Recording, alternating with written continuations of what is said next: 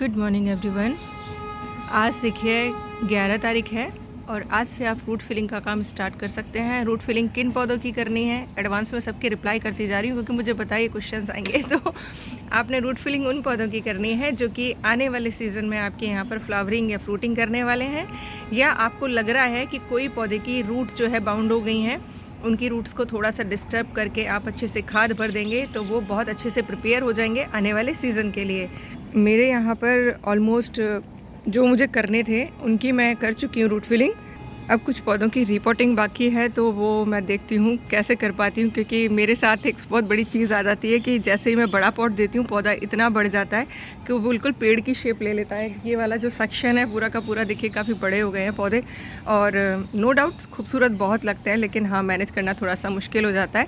तो अगर आपका परमानेंट एड्रेस है तो आप बड़े बड़े पॉट्स दीजिए। यकीन मानिए जिस तरीके से मैं आप लोगों के साथ शेयरिंग कर रही हूँ ना, उसमें आप एक छोटे छोटे से पेड़ अपने यहाँ पर डेवलप कर सकते हैं, जिसमें जो बहुत अच्छी कैनोपी बनाते हैं। उसमें ये कड़ी पत्ता हो गया, ये मधुकामनी हो गया, मोरिंगा हो गया, गुड़हल की वैरायटीज़ हो गई, चांदनी हो गई, अनार हो गया, कनेर हो गया। ये कुछ ऐसे पौधे हैं जिनसे बहुत अच्छी कैनोपी बन जाती है आपके गार्डन में, और आप इनको छोटे छोटे पेड़ के रूप में डेवलप कर लेते हैं अपने टेरेस पर बड़े बड़े पॉट्स में लगा के। तो इनके नीचे आप बहुत सारे प्लांट्स रख सकते हैं समर में, जिससे कि आपके यहाँ पर पौधे तेज़ गर्मी को सह सके अगर आपके एरिया में बहुत तेज़ गर्मी पड़ती है। जैसे ये वाला पूरा सेक्शन जो है यहाँ पर थोड़े बड़े पेड़ हैं और यहाँ पर सूरज उगते ही धूप आती है, तो आप देखेंगे इसके नीचे मैं बहुत सारे पॉट्स रखती हूँ और काफ़ी हद तक पास पॉट्स रखे रहते हैं, तो मॉइस्चर मेंटेन रहता है और पौधे बहुत अच्छे से सर्वाइव करते हैं।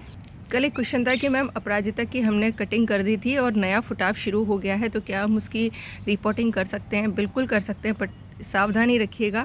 रिपोर्टिंग करने के बाद उसमें बहुत ज़्यादा भर भर के पानी मत दीजिएगा, क्योंकि कई बार हम जब रूट्स को कट कर देते हैं और पानी लगातार डालते रहते हैं तो पौधा जो है ऑलरेडी शॉक में गया हुआ होता है और रूट्स गल जाती हैं।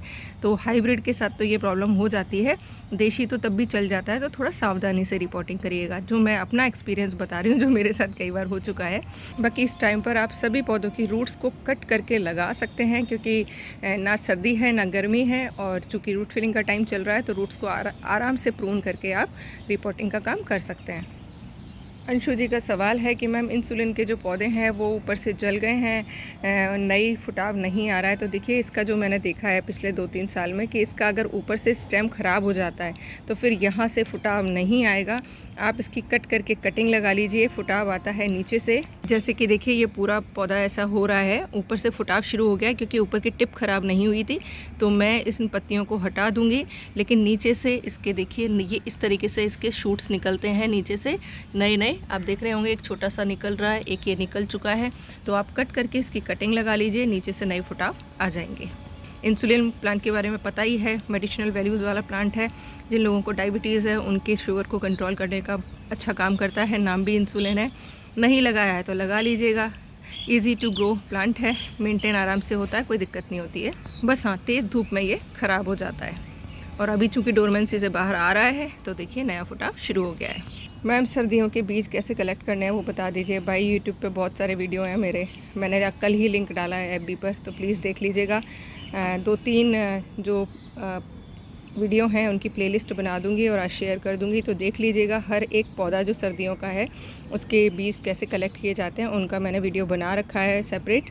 बस आपने ध्यान ये रखना है, एक तो देखिए पौधे पर ही बीज को सुखाना है, अगर आप गीला तोड़ लेंगे तो वो जर्मिनेट नहीं होगा। दूसरा आप ध्यान रखेंगे अगर आप लॉन्ग टर्म के लिए सीड को कलेक्ट करके रख रहे हैं तो बस डेट को ध्यान रख लीजिएगा। फुल मून नाइट के एक दिन आगे एक दिन पीछे फुल मून नाइट वाली डे मत करिएगा, क्योंकि पानी जो है स्टोर रहता है बीज में, और उसके बाद आप अगर स्टोर करके रखते हैं तो बीज ख़राब हो जाते हैं। बस इस चीज़ का ध्यान रखिएगा। पौधे पे ही सूख जाता है और हाथ लगाते ही आपके हाथ में बीज आ जाते हैं, तो आप कलेक्ट कर लीजिएगा।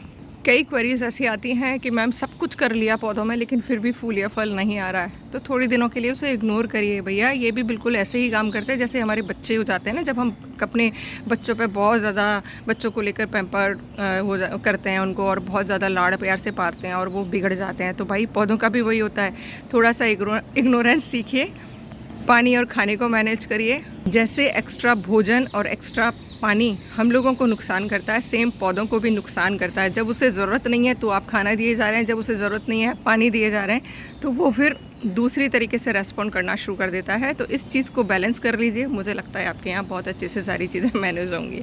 सोचा था एक भी बीज नहीं लगाऊंगी आने वाली गर्मियों के लिए, लेकिन देखिए 10 वैरायटीज़ तो लगा दी हैं, क्योंकि दिल है कि मानता ही नहीं। अब जब बीज अपने पास हैं तो मन कर ही जाता है। और देखिए अब आपको एक चीज़ दिखाती हूँ, ये मेरा कैनवरी हिबिस्कस का पौधा है, जो कि देखिए कहाँ से ख़राब हुआ है। बीच में देख रहे हैं आप पूरा वाइट पार्ट, ये पूरा डैमेज हो गया है, ख़राब हो गया है। गलती मुझसे ये हो गई कि ये एक दिन पहले अगर ये हो जाता, 2 दिन पहले, तो मैं इसकी कटिंग करके मैं इसकी कटिंग लगा लेती। चूँकि अभी कटिंग का सीज़न चल रहा है तो इजीली लगा सकते हैं। तो मैं आज तो नहीं, लेकिन मैं कोशिश करती हूँ इसका 14 को कटिंग करके। जैसे ये वाला ब्रांच इसका बिल्कुल ठीक है, देखिए ये पूरा ख़राब हो चुका है, तो मैं यहाँ से इसको कटिंग करके कटिंग इसकी लगा लूँगी। तो आई होप ये पौधा मेरे पास बच जाएगा, क्योंकि बीज एक भी नहीं बना है अभी तक इस पर। तो देखते हैं क्या रिज़ल्ट रहता है। तो पौधे का ज़रूरी नहीं है कि ऊपर से ही ख़राब हो, वो बीच में से भी हो सकता है और जड़ों से भी हो सकता है। तो प्लीज़ अपने प्लांट्स को वॉच करते रहा करिए। पोर्टुला और पार्सलिन की आप कटिंग लगा लीजिए, क्योंकि इनमें फुटाव शुरू हो गया है। खाद दे दीजिए, अगर पुराने पॉट्स में है हल्का सा गुड़ाई करके, कोई भी जो खाद आपके पास ऑर्गेनिक है, और लिक्विड फर्टिलाइज़र डालते रहिएगा। ये फिर से रेडी हो जाएंगे आपके यहाँ फ्लावरिंग के लिए। तो इसीलिए कहती हूँ प्लांट्स का ध्यान रखिए, पॉट फिलिंग करते रहिए, गार्डन के और किचन के वेस्ट को मैनेज करते रहिए, समय पर काम करते रहिए, तो आपका गार्डन भी कल